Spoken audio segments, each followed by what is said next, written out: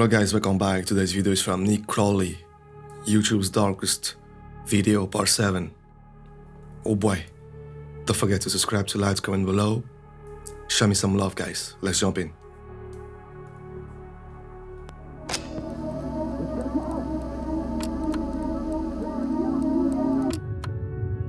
It's December 4th, 2003.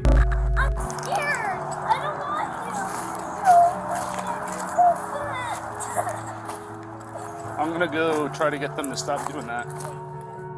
A police officer walking in a local park in Arlington, Virginia, is approached by a concerned family, claiming that someone in a nearby neighborhood had been shooting off a flare gun. The officer could hear it too, and following the sound, he eventually found himself at the home of 56-year-old James Yoo. The man lived alone in his half of his duplex, and was described by neighbors as a recluse, known to exhibit unusual behavior. Across his social media, he made posts claiming that he was the victim of fraud at the hands of all sorts of government agencies, as he had a deep distrust of the US government as well as law enforcement, and he believed that numerous people were attempting to kill him, like his ex-wife, the FBI, and even his neighbors. Yo, what's going on with my boy James Yoo? Everybody sort of help you? Nah, my boy. No. I don't believe that, my boy. Everything is in your head. Jesus. His posts seemed entirely nonsensical, and so did many of his actions. In the months prior, he had covered up all of his windows with garbage bags and aluminum foil, and he even wrapped his trees in toilet paper. And though these actions are entirely harmless, on this day, things were becoming far more troubling. What? When police arrived at his home, Yoo would be seen firing his flare gun out of his window and into the air, over and over again, and despite repeated attempts to get him to stop. Arlington County Police! What's going on with my boy? James Yoo? What's going on, my boy? What are you doing? Jesus. Stop shooting the flares! Mr. Yoo! He didn't let up, shooting 41 flares in the span of just 25 minutes. 25 minutes? 40? Nah, my boy. Do something. Police officer. You guys need to do something. And he did it all with no explanation. In fact, he didn't even say a single word. Understandably, police were eager to get Yoo out of his home for questioning, as at this point it wasn't obvious whether or not he was a threat. And so for hours and hours they called out to him, first asking and then demanding that he exit his home. James, Arlington Police, come to the front door with your hands up, do it now. We have your building surrounded. But still, there was no response. Growing impatient and worried that Yoo might be planning something, the police would eventually bring in a specialized vehicle to bust down the door and spray the inside of the home with gas. Yeah, my boy, you guys are right. Don't even try to go inside. My boy's gonna... You. Don't even try. Call the boys. Jesus. All in an attempt to draw Yoo outside. James, stay away from your front door. Stay away from your front door. Let's go. And in response, Yoo began firing once again. Only this time, he wasn't using flares. You see? That's the reason why. Don't go up in front of my boy's house. Just call the boys. Now, things are getting real. And instead, he was now yielding an actual gun. Thankfully, none of these shots connected, but with the situation becoming increasingly dangerous, the officers decided to fall back, as they carefully came up with a new plan for apprehending Yoo. Though whatever they had been planning would never come to fruition. What?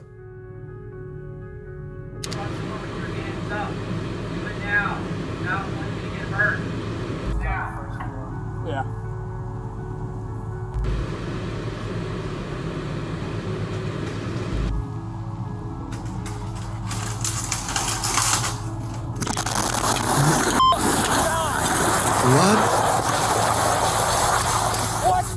What the hell just happened?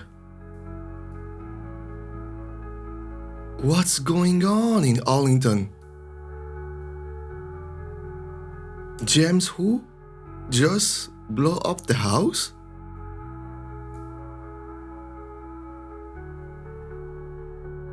Maybe it was a trap. Let me think about that. Tell me, guys, it was a trap. He never went outside. He stayed inside. And maybe he wanted all the police officers to come in and, you know. And what happened to the neighbor's house? That's insane. That's insane. I want to see the neighbors. In a split second, the home was gone, as a massive explosion rang out from inside the house, reducing the entire structure to rubble. Inside the house, Yoo had stored 55 gallons of gasoline in his basement, which he saved for that moment to ignite. Look at the neighbor's house. Nothing happened to it. They were so lucky. Can you imagine being yourself with your family in the kitchen, eating, and then boom. That's insane. With no warning and no explanation. Based on the footage, it's been theorized that Yoo's actions were an attempt to lure police into his home so that he could then set off this explosion and take them all out along with his neighbors, as he genuinely believed that both parties were conspiring to kill him. Though somehow, I thought about that too. When the smoke cleared, no civilians or police officers had so much as been injured. All that was found in the rubble was the remnants of a single body. Though for a moment, this wasn't the end of James Yoo's story. Wait, what? Before that body could be identified, reports across social media began emerging showing that James Yoo was somehow still alive. No, what the hell is going on in Arlington County? What the hell is going on? That's some real crazy stuff happening right there. What did you say?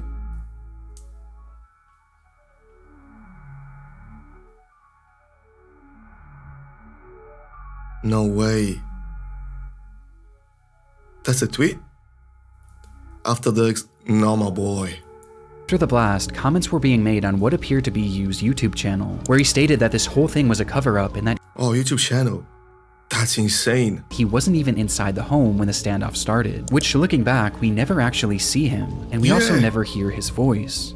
Numerous posts pointing out this development would go viral and cause mass confusion about the story, which was only heightened when it was revealed that the body inside that building was in fact James Yoo.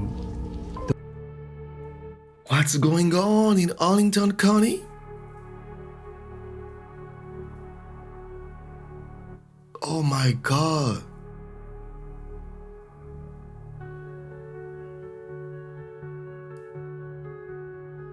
That's insane. In the end, it wasn't really as mysterious as some originally thought. As it turns out, the post showing these comments failed to realize that this wasn't actually Yoo's account, and instead it had a completely different username, with the account likely having been created as nothing more than a hoax. To this day though, there are some that still believe that this was all some sort of massive cover-up, but in reality it just seems that this was the result of a man gripped by crippling paranoia and loneliness. Yeah, my boy is deep in paranoia, my boy. I mean, who the hell was this guy? James who? And you tell me the FBI, everybody's after you? Nah, my boy. With it all coming to a head in what has gone on to become That's one crazy. of YouTube's darkest videos. Oh boy. Nick Crowley. Let's go, let's go. Hey guys, don't forget to subscribe, to like, comment below. Show me some love. You know what I mean? Subscribe to the channel. Like, comment. I need that love. Let's go, let's make it big in 2025, guys.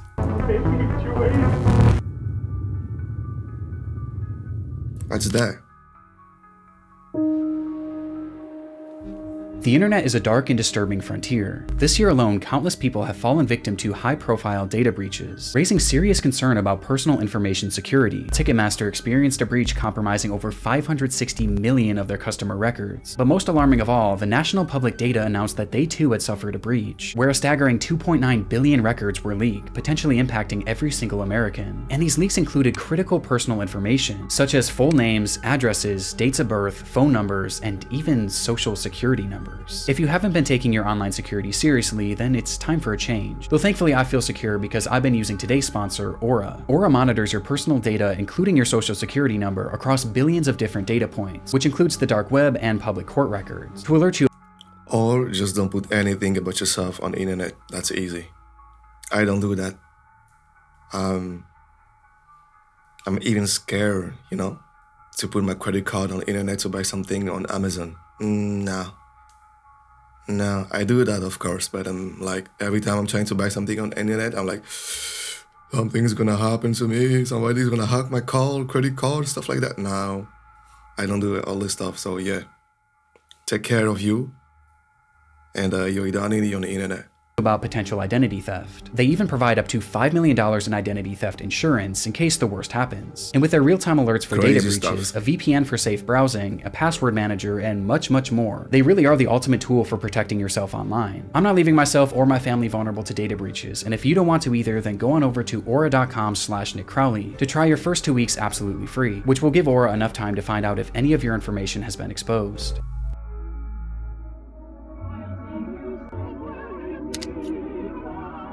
Chapter 2. Let's go, Nick. Dreamspace. There was really nothing else like it. This obscure 27,000 square foot structure allowed visitors to enter into what must have felt like another dimension. It was an exhibit called Dreamspace, and was the creation of British artist Maurice Agus, a 74-year-old artistic visionary obsessed. Yeah. Something don't feel right with that guy. Maurice Agus? Bro, I don't trust you. Look at that face. That's crazy. Sometimes you just can't look at someone and be like, I really don't trust you. Something don't add up. No. And I have that feeling with that guy, Maurice Agus, the British guy. With the idea of creating large-scale surreal environments, and this was his magnum opus. The structure was inflatable, akin to a massive bounce house, and once inside, guests were confronted with a labyrinth of brightly colored walls and cells, twisting and turning into some sort of surreal maze that patrons were told to lose themselves in. This piece of art premiered back in 2004, and due to— That's beautiful, but I don't like that. I don't like that, but it's beautiful. I will never be inside. I will never go inside this shit. But it's beautiful. Art, I like arts. I have plenty books behind me about art, so yeah. But going inside? No, thank you. its inflatability, it was actually built to travel, making stops in major cities in the UK, before it was eventually set up at Riverside Park in Durham on the 22nd of June, 2006. The very next day, 68-year-old Elizabeth Collings would visit the area with her husband and her daughter, as well as her 14-year-old grandson. And spotting this unusual structure in the distance, Elizabeth's grandson insisted on checking it out, excitedly taking off his shoes and running inside. And while the rest of the group was more apprehensive about entering, Elizabeth eventually decided to accompany him, leaving her husband and daughter on the outside. You see, I'm not going inside, I'm staying outside. You go. I'm staying here. Jesus. Though not before turning back to them and joking that she was going in to find peace and serenity. Outside, Elizabeth's husband and daughter sat at a nearby table and enjoyed a cup of tea whilst conversing about the events of the week, only for the man to turn his head and notice that Dreamspace was slightly moving, to which he excitedly said, Oh shit. Oh, it's a ride. I wish I had gone on it. No, you wouldn't? What kind of ride is this? Flying up in the air? No, the daughter then turned her head to see the structure as it began to rise up off the ground, to which she chillingly responded, Well, It's not a ride. That's not normal.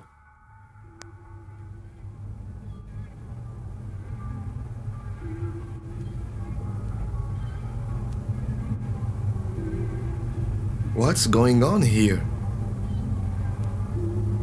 No way. No way. No freaking way. What's going on here? That's not normal.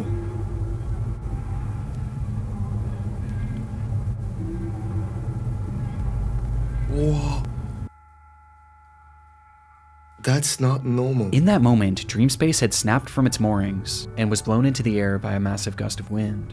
Agus just so happened to be standing at the entrance as it began to shift, and noticing what was happening, he grabbed on as he desperately tried to hold down his entire life's work, though clearly this was of no use. And after being lifted in the air, his grip failed, sending him falling back to the ground below, where he lay staring up at his creation that was now flying 30 feet above him.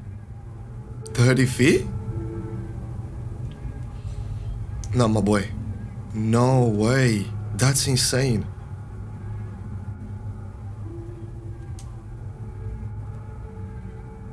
That's crazy. Inside, there were as many as 30 people who were now being thrashed around this giant inflatable structure in a scene that I truly can't even imagine. The claustrophobia of it, the dizzying colors, the screams. It's genuinely one of the most horrific scenarios I've ever heard. The inflatable structure was airborne for well over a minute, folding into itself before finally crashing back down into a parking lot, leaving behind what was described by witnesses as a field of bodies. Worst of all, the majority of those in attendance were families with small children, with one 7-year-old girl recounting her experience, saying, "It was very scary and people were screaming. I saw a lady clinging on and then falling out, and then she was lying on her back with people around her. I think she died."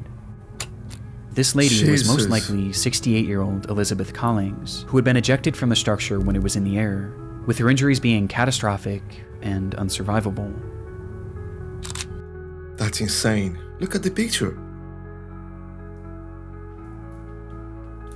Can you imagine going out on your own way, doing your stuff, and your kids, mommy, daddy, there's a balloon over there. Can we go? And you accept that, and you go inside, and you lose your life. That's insane. That's insane. My question is, as an artist, why did that guy make everything show for the public? Like safe.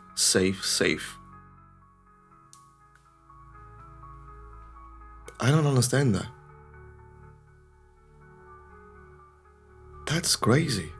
Of all the others now sprawled throughout this field of grass, most were left injured but thankfully not in serious condition, though this wasn't the case for 38-year-old Claire Vermege, who had been inside during the accident with her 2 children, and despite her kids surviving, she was sadly not so lucky, with Claire and Elizabeth being the sole fatalities of the incident.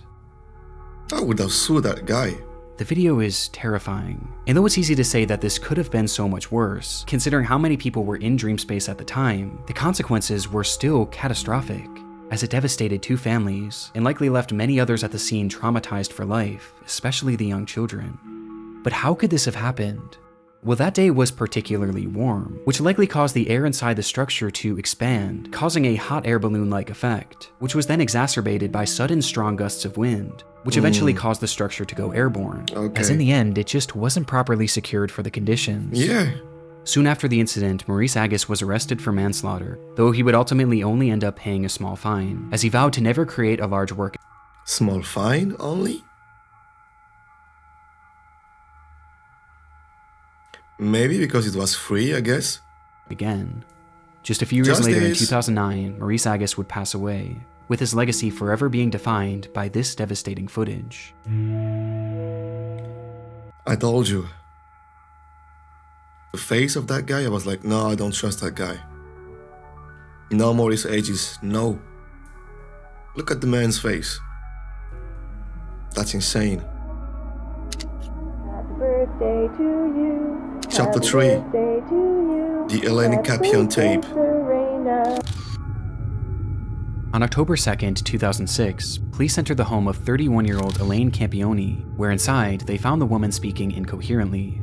Next to her was a VHS camera, depicting a series of disturbing events that had transpired within the home over the previous months and days. Wait, what? With the footage eventually finding its way onto YouTube.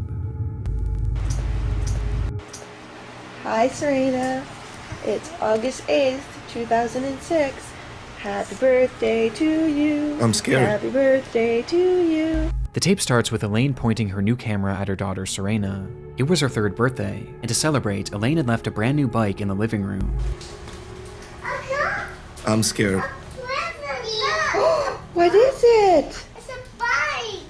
Days later, the footage continues, showing Serena once again as Elaine asks, How does Mama love you? This much. Oh, I love you more than that. How much does Mama love you? Elaine then shows her other daughter Sophia, who was just a baby, before turning the camera on herself and showing the kids how the device worked. Hi. I'm scared. I don't want to see that again. I don't want to see that anymore. Something's gonna pop up behind that girl. I'm scared. I don't want to watch that. Why? Why? Why am I doing that? How the camcorder works? Yeah, it's the farmers. Look. Hi. What is going on here? Hi. So far, the footage seems like nothing more than your standard family home videotape, and appears completely wholesome. Though with the next recording, the tone begins to shift, and things start to become slightly concerning. This is a deplorable, horrible, messy, filthy apartment that supposedly my 2 children and I live in, and it's just a horrible, horrible mess. Yeah. Clean the And house, Diego girl. Campione is totally in the wrong, and I hope he burns in hell for all his sins, the same as Leonardo.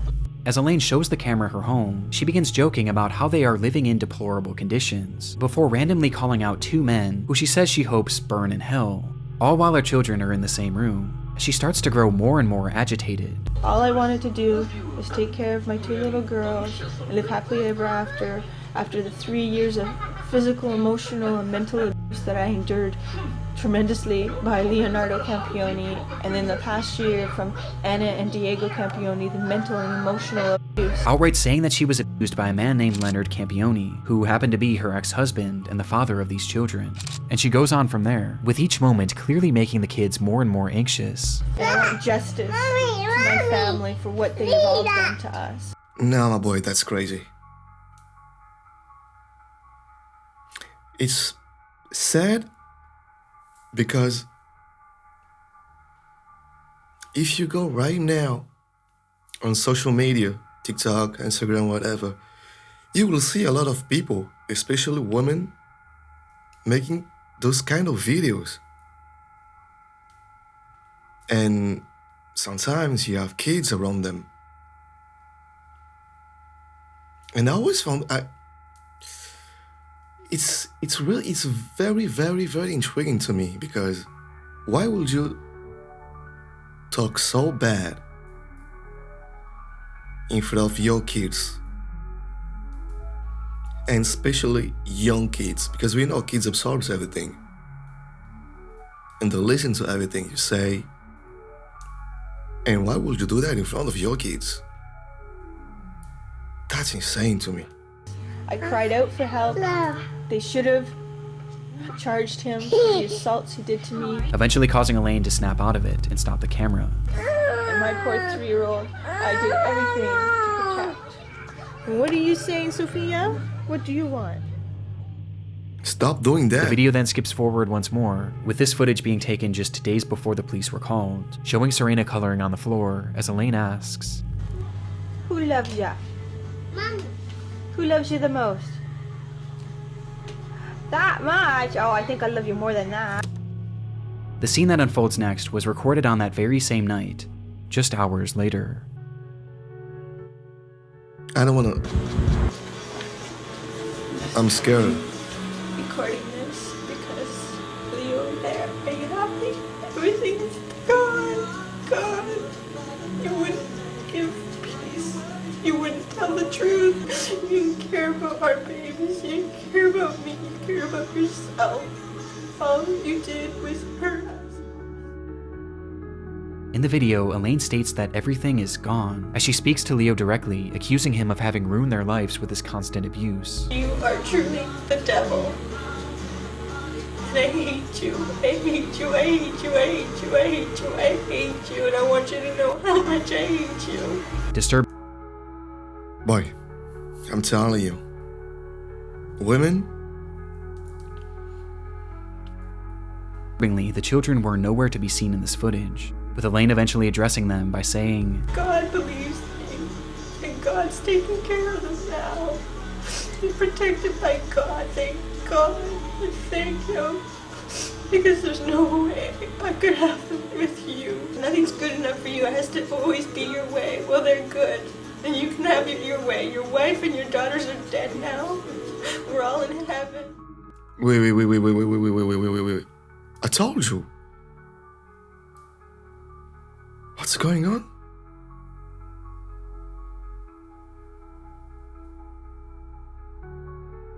You say your wife and your daughters? We are all in heaven?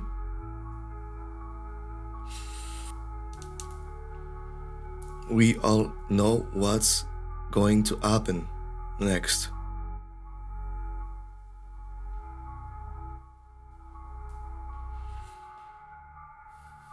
God, that's very sad.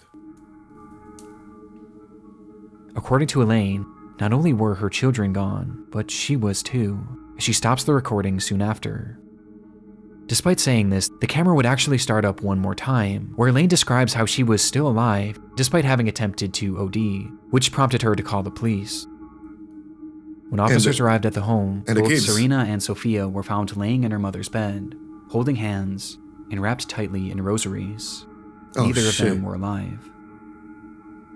2 nights prior, and directly before filming this message, Elaine had brought them both into the bathroom, as it was time for their nightly baths. No way. And once in the tub, she told them to play a game, one where they would place their heads beneath the water and blow out bubbles. When they did this, Elaine held their heads down, and she didn't let go until she was certain they were gone. This mental problem. That's it. Mental problem. Maybe due to the divorce, separation. Maybe she was too much in love with the ex-husband. And yeah, that's sad. I'm sad. footage is some of the most disturbing that I've ever seen, as we get a glimpse into Elaine's descent into madness in the moments directly before she stole her children's lives. But all of this leaves one obvious question: why? Well, it was noted during her investigation that the abuse she alleged from her ex-husband Leo seemed to be very real and well documented over the years, leading to Leo not being able to see his children for over a year, with this causing the two to separate, which is when Elaine's mind began to deteriorate.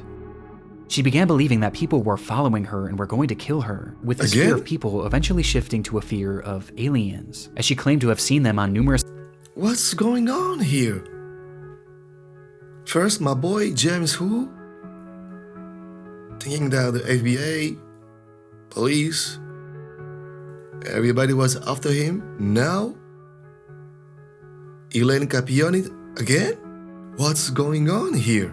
occasions, believing they were following her. Because of this fear, she refused to let her children out of her sight, not even allowing her own parents to look after them, causing her to become so attached to these children that she genuinely began to believe that they were all one entity, which made things incredibly concerning when she became suicidal and eventually attempted to take her own life. Despite Leo's more than troubled history, he had supposedly turned his life around in the years leading to this footage, and was eventually allowed to start visiting the children on a limited capacity. And seeing the children and seeing the way their mother was behaving, he began to grow incredibly concerned, and eventually attempted to gain full custody. And it was this bitter custody battle that seemed to be the ultimate factor that led to Elaine ending the lives of her children. God's taking care of us now. Okay. Now we got it. Now I understand.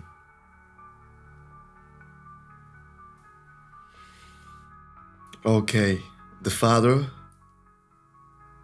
wanted to have the kids, wants to have the full custody of the kids. And the ex-wife just flip out.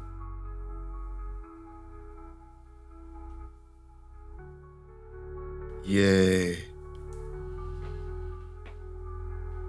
Yeah. But that's, again, you can go on social media right now and you will see a lot of story of men saying that how it's difficult for them to see their kids. They pay child support, but they cannot see their kids because the mother resents the father. You know what I mean? And that's sad because it's not about you, it's not but the man. It's all about the kids. And in this situation, the kids pay the higher price. Because mommy gone crazy, right?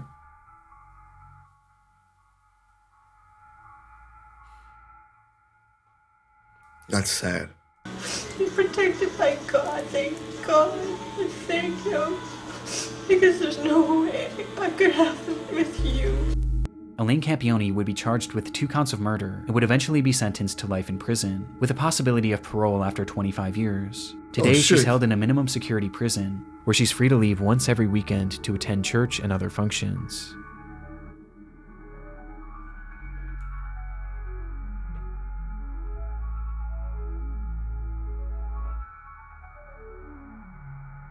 Wow, we got it, my boy, Nikki, we got it. That's insane. Chapter 4. Gavin Collings' World Rage. On April 18, 2010, a 39-year-old man named Gavin Collins was released from the HMP Ranby prison in the UK. His freedom would last less than 24 hours, as the very next day he suffered a severe mental breakdown, the result of which was captured partially across several videos. That's insane. Do you guys are understanding what's going on here? It's every time the same pattern. Mental problem. Every freaking time. James Wu, mental problem. Elaine, whatever the name, mental problem. My boy, here, mental problem. That's insane. Recordings that later appeared on YouTube.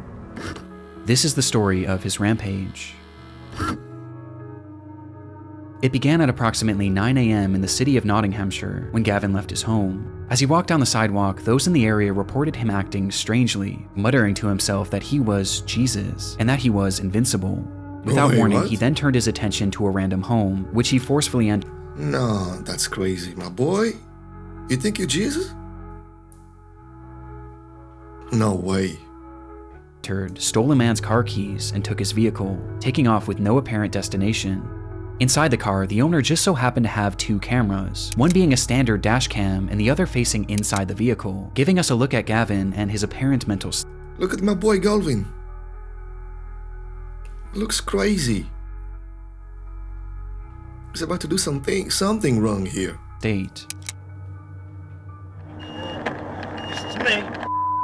Look at my boy. I'll shut you up with the eyesight I've got. Hey, don't need this. Look at my boy. Come on, let's go, bro. Stop getting rid of all that crap pairs. Let's go. Let's go. Just at a glance, it's obvious that Gavin is completely unhinged. For some reason, he was utterly filled with rage, ripping. Why would you release that guy in the first place? That's insane. Why would you release that guy? He's clearly crazy. He's crazy as hell. No, boy. Off the rearview mirror and yelling obscenities and incomprehensible threats at no one in particular. I'm enraged. Full speed? I'm descendant of God, and you lock me up. Watch this. You. And most concerning of all is the speed. Full speed? You Jesus?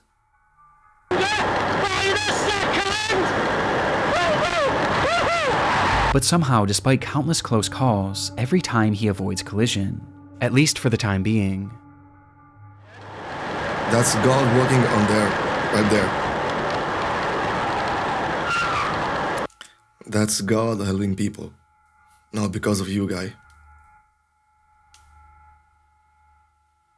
It's God trying to save people, not you driving well, thinking that's a GTA 5 or 6 maybe. No, that's God helping people, saving people right there.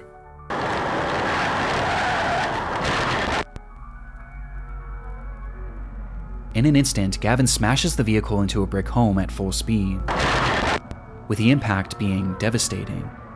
And yet somehow through the destruction, Gavin was not only still alive, but completely unharmed, and also completely unfazed. He pulled himself from the wreckage and immediately turned his attention to a woman driving nearby, and within moments he had forced his way into the vehicle, and was behind the wheel once again. No way, full speed?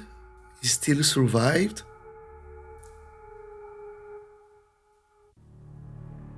That's insane. And my boy thinks GTA 6? Stealing people's cars? Jesus. Continuing this deranged driving spree until once again he crashed. And much like the initial collision, he survived, walking away unscathed before turning his attention to another random home. Bro, that's the devil right there. That's the devil right there. 3 times? Or was it 2 times? That's the devil right there. What's going on here? In pursuit of stealing his third vehicle, he grabbed a nearby concrete slab and began to smash through the home's doors, bloodying his hand in the process, before eventually making entry. Inside were a mother and her 2 children, one of which was 5 years old, and the other wasn't even a year. No way. Please. Please. No way, please. Tell me that they'll be fine. On God, that's crazy. Gavin approached the terrified family, yelling and demanding that the mother give up her car keys, telling her that he was Jesus and that, because I am Jesus, I will kill you if you don't give me the keys. And without hesitation, she did as he said. Gavin then went to each member of the family, and with his injured hand, he drew crosses on their forehead, out of his own blood, before taking off with his third stolen car. Thanks God. Thanks God. Oh, Once again, Gavin was driving manically, though this time he was even more reckless, crashing into a brick wall and then a cop car, before setting his sights on a pedestrian. While speeding through a neighborhood, Gavin would see a man standing innocently near a bus stop, and for whatever reason, the sight of this man enraged him, causing Gavin to slam on the brakes and reverse the vehicle, stepping on the gas as hard as he could, and crashing directly into him, leaving him lying there with devastating injuries. Wow. Gavin quickly exited the vehicle and found the man lying motionless on the ground, prompting him to shout, "I've killed him. I've killed the devil." Minutes later, Gavin would crash yet another car into yet another home, though this time the police weren't far behind. What's going on here? That's the devil right there. That's not GTA anymore. I don't know what the hell is this. The man keep crashing, walking, crashing, walking, crashing, walking, crashing, stealing cars. 0 injuries? What the hell is that? That's insane. That's the devil.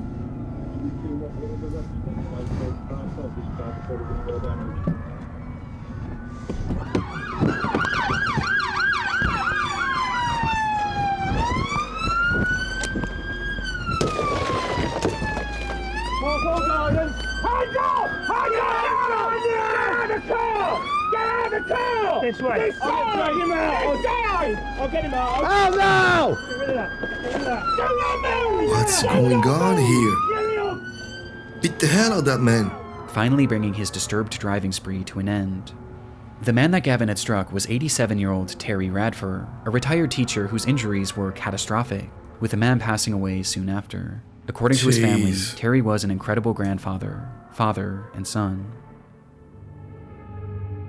The footage is genuinely horrifying, but what's most shocking of all is the fact that any of this was even allowed to happen. As stated previously, this was Gavin's very first day out of prison, and based on the behavior he exhibited whilst in prison, he really should have never been released.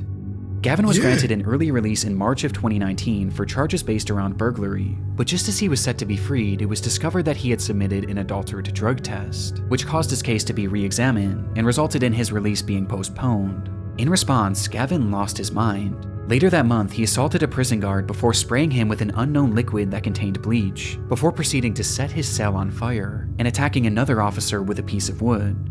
Due to his actions, Gavin was placed into an isolated cell, where less than a week later he started yet another fire, and when an officer entered his cell to put it out, Gavin struck them in the head and pulled out a plastic knife, threatening to slash him, stating that it would be a thrill to kill him. Gavin's stay in prison clearly hadn't rehabilitated him. In fact, it seemed to have made him more violent than ever before, and more mentally disturbed. Though shockingly, despite all of these additional crimes, Collins' release would go on to be approved less than 2 weeks later, with Gavin being set free on April 18th, and within just 24 hours, Terry Radford would be brutally killed. Gavin was sentenced to 20. What the hell is wrong with the justice system? On God, what the hell's wrong? Why releasing that guy after all he did? Inside the prison. You know what I mean? He did all he did inside of the prison, and you decide as a judge to, yeah, you can go out. You're free to go. And the first thing you do, we know that. 21 years in prison, and during his trial it was revealed that no drugs were found in his system. And instead, this all seemed to be the result of some sort of psychotic episode that just so happened to be captured on camera in one of YouTube's darkest videos.